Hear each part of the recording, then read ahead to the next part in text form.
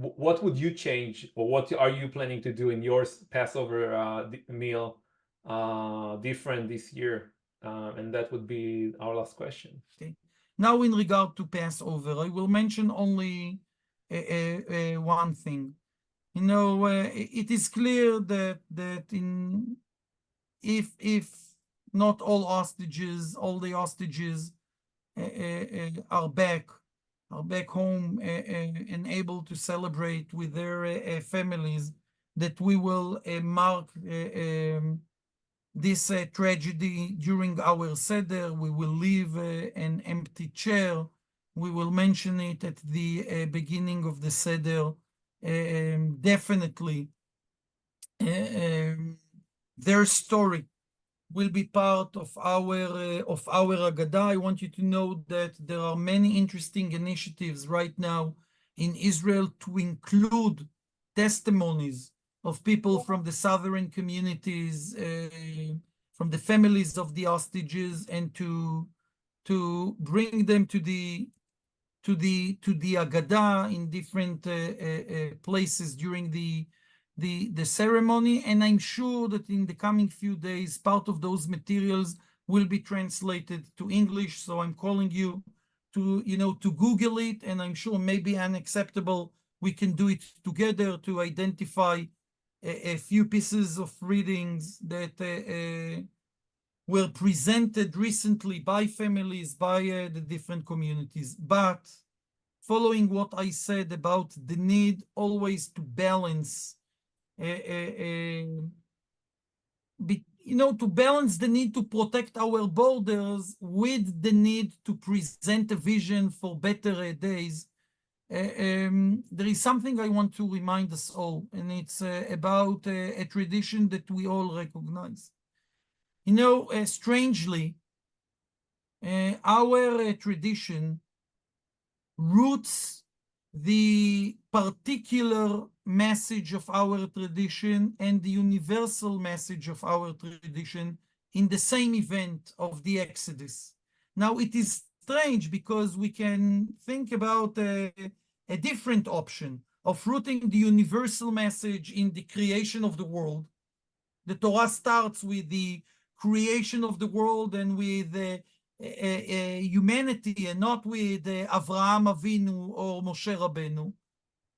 But our tradition roots those two messages, the national particular message and the universal message of freedom and hope, in this same event of the Exodus.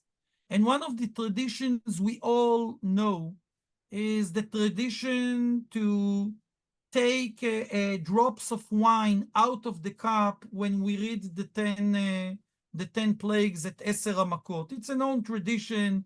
I assume that in most families, this minhag, or this tradition of taking drops of wine out of the cup, is something that we are doing while we read the 10 plagues.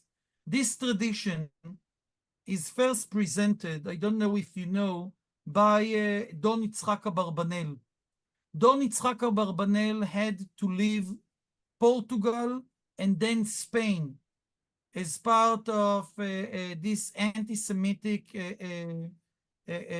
decisions of the kings of the two countries to expel all Jews in the 15th century, and he ended his life in Italy. And when Abarbanel wrote his commentary to the Passover Agada, and it was written in Italy, after he was expelled by the kings of Portugal and first Spain and then Portugal, he chose to say the following, that by taking those drops of wine out of our cup of joy, we remind ourselves the need to think also about the Egyptians, and that our cup of joy cannot be filled till the days that all nations celebrate freedom. And I'm always amazed by the ability of this victim to write those words and to present a vision for better days for all human beings. So between leaving the empty chair to our brothers and sisters and reminding my children and my guests the words of Don Yitzhak Abarbanel, and you can find them easily in their English translation in different Agadot, online Agadot. This combination is the main Jewish and Zionist message we need to push forward. The ability to celebrate our unique story, the need to protect the state of Israel from its enemies, but at the same time to remember that to be a Zionist and to be a Jew is to have a clear plan how you create a better reality. And that's my main message for Passover.